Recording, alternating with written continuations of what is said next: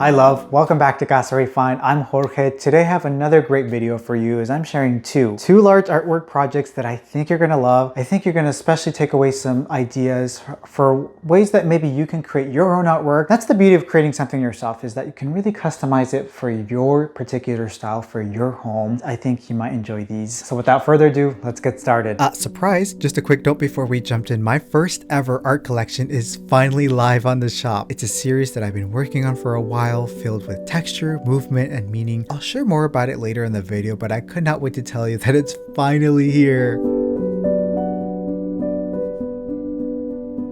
So for this artwork, I'm going to be working with this 30 by 40 inch stretched canvas, and I really want to keep this one quite simple. I'm not going to add texture per se. Maybe I will. I'm just looking for something a bit neutral, but really hone in on contrast, specifically sort of the black and white tones. The first layer is going to be this really wonderful creamy white. Not so warm tone though, it's somewhere in the middle. And I think this is going to be the great base for this piece. You know, I forgot to mention I did prime the surface before applying that first coat of paint. And as I like to do, I always start with a neutral ground, something warm that gives the canvas a sense of depth before anything else takes shape. So now I'm just brushing that first layer to build a foundation, something soft and tonal. To be honest with you, I never planned this part out too much. It's more about letting the instinct guide the movement. Now I go in with a light wash of watered down darker paint. It moves freely, creating subtle shifts and depth that make the surface feel a bit more organic.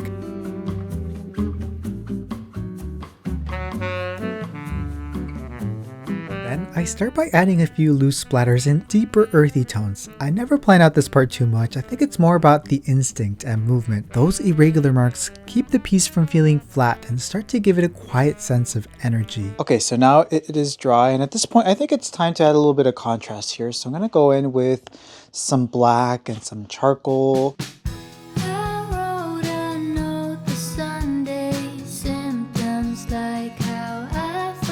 At this stage, I'm starting to paint out the main shapes. I would say they lean more organic, curved, but with a certain structure that almost feels architectural. I had a loose sketch as a starting point, but once the brush meets the canvas, it becomes more about the instinct and just letting the artwork begin to shift, overlap, and guide me in unexpected ways.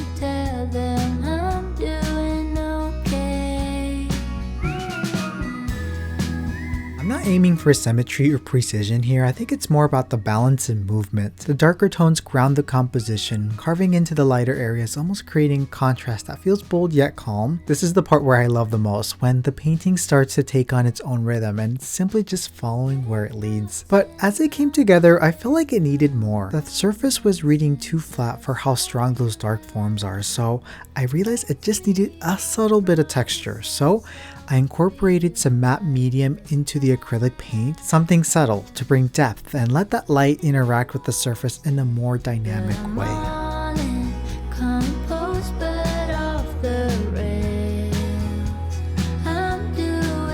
Standing in front of a blank canvas can be intimidating. It always is. It's that first mark that feels uncertain, like you just might get it wrong. Trust me, I've gotten headaches over the years just by staring at blank canvases, but I've learned it's never really about knowing exactly where it's going. It's about starting and letting the process guide you. I say this all the time. Just start if you are looking to create something yourself. I'm so happy with how this piece turned out. I framed it in a floating wooden frame with a soft, natural tone. I think it complements the artwork without competing with it. The warmth of the wood grounds the piece and gives it a quiet, refined finish. This artwork could either be hung horizontally or vertically, but today I am choosing to display it horizontally. I love how it expands across the wall and it gives it a more of a grounded look. All I need to do now is just sign the artwork. What do you think?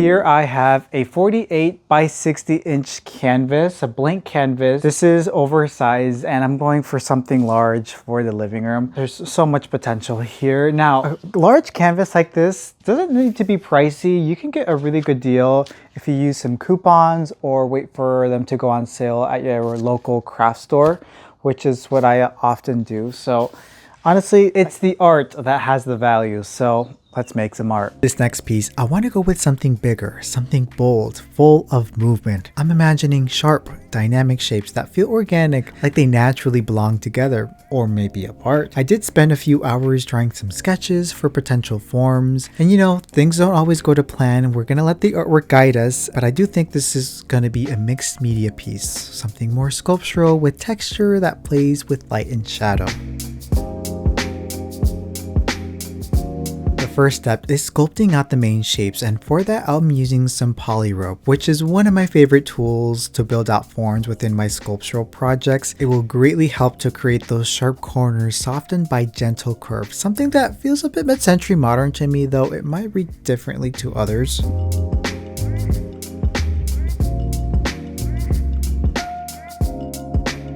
Scale is important, and this thicker poly rope works well for the scale of this piece. It's a bit chunkier. Before gluing anything down, I lightly sketch the forms onto the canvas. It just helps map everything out, otherwise it could easily turn into a disaster once the glue sets.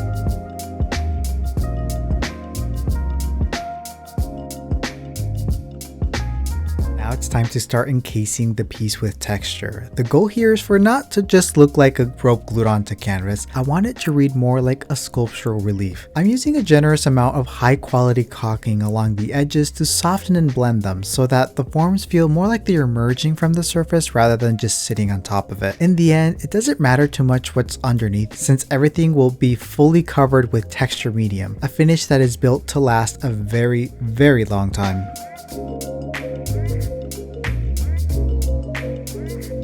I always talk about letting the artwork guide you, and this is definitely one of those moments. As I kept working, I realized the piece needed more dimension, something to give it a sense of depth and movement. So I started building soft contours within the shapes to create that variation and bring a little more life to the surface. With a piece this large, it feels important to make it feel layered and special, something that really commands the attention. Now it's finally time to apply the texture. There are so many ways to build texture in artwork, and I've shared a few of those techniques in earlier videos, so I won't go in too much detail here. If you work with acrylics, you can always pick up some modeling paste to add extra texture to your pieces. I'm brushing it on generously, pressing it into all the edges and forms so that everything feels cohesive and sculptural. Once it sets, it will likely need a second or even third coat to make sure the entire surface is covered.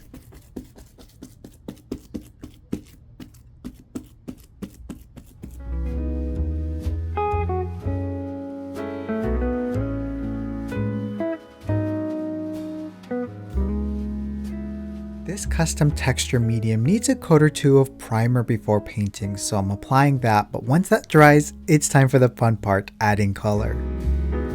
I'm starting with the shapes and bringing in some contrast. I love contrast, and this piece definitely calls for it. I'm using some deep charcoal, almost black colors to define the forms and ground the composition. It immediately adds depth, and I think it just makes the texture stand out even more.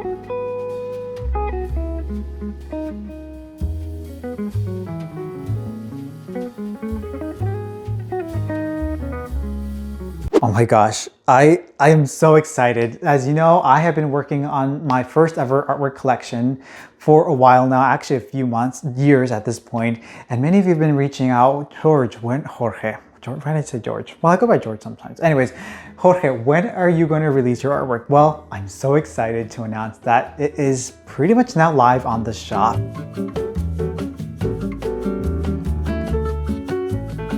Officially launched my first ever art collection. a body of work rooted in memory, movement, and meaning. Each piece was created to explore the relationship between form, texture, and rhythm, a quiet play between structure and spontaneity. This piece feels deeply personal to me. I've been working on this for a long time. Every brushstroke and layer of texture holds intention, moments of pause, flow, and reflection. It's an exploration of balance and emotion translated into something tangible for the home. You'll find works in a range of scales and price points, and every artwork comes beautifully framed and ready to hang. My hope is that you take a moment to experience it and see how it makes you feel. Consider what it could bring into your space. I am very proud, and of course it's all about exploration and study and having fun at the end of the day. The full collection is available at casarefinedshop.com. Go take a look at it. Refine with love, from mi casa to yours. Thank you.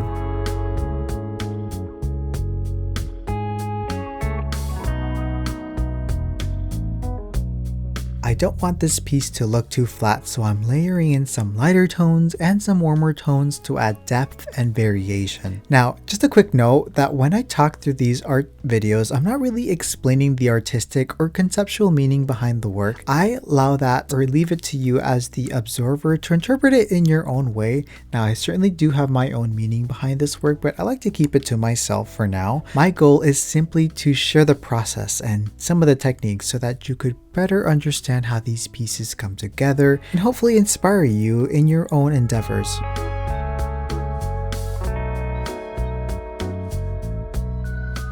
Excuse me, what is this? Are we actually seeing some color in my artwork? I think so. This rich oxblood red brings warmth and intensity. It subtly separates form from space, solid from void, and I love how it traces the sculptural shapes, giving them a quiet definition. It's a small detail that will hopefully make sense later on as these shapes fight for protection. And once that's dry, it's time to fill in the negative space with a soft, warm tone.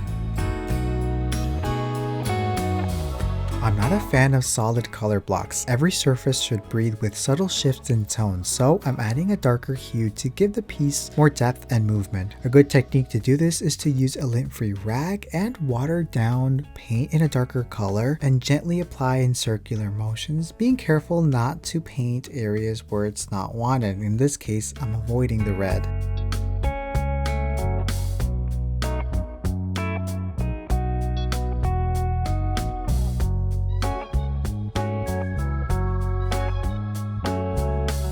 While that dries, I'm moving on to the frame. I built a solid wood floater frame by hand and wanted a natural tone that feels connected to the work. To get the right shade, I mixed my own wood wash stain, subtle and warm, giving the wood a cohesive finish that complements the overall composition. Making a professional floater frame is a bit tricky to explain, and I'm definitely better at building them than teaching how. If you're interested, there are some great tutorials on YouTube that walk through the process really well. I'm so sorry. Alright, enough about the frame. Let's get back to the art. Ooh!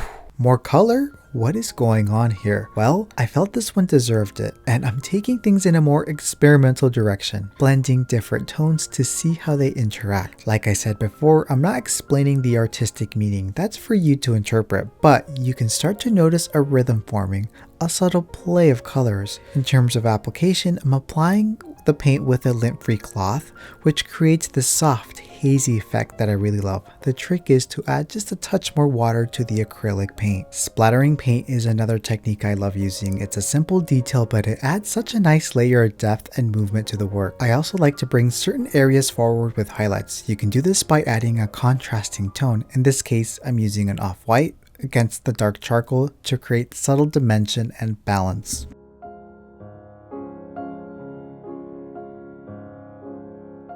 We're nearing the finish line for this artwork, and it's been a true labor of love. A slow, intentional process that's finally come together. I'm sealing it with a matte UV resistant spray for protection and of course signing it. I'm really proud of how this turned out, framed beautifully in the custom wood floater frame I've built. As I've mentioned at the start, what gives the value to a piece isn't just the materials, but the time, the care, and intention behind it. And while I love to keep everything I create, I genuinely am excited to see this one thrive in the right home. After all, it It is an oversized work, so shipping and handling might take a little extra care. It'll be tricky, but I will make it happen. I will figure it out. If you're interested in this piece, I will link it in the description. I'm so proud of this work. Seeing it finally complete feels incredibly fulfilling. What are your thoughts?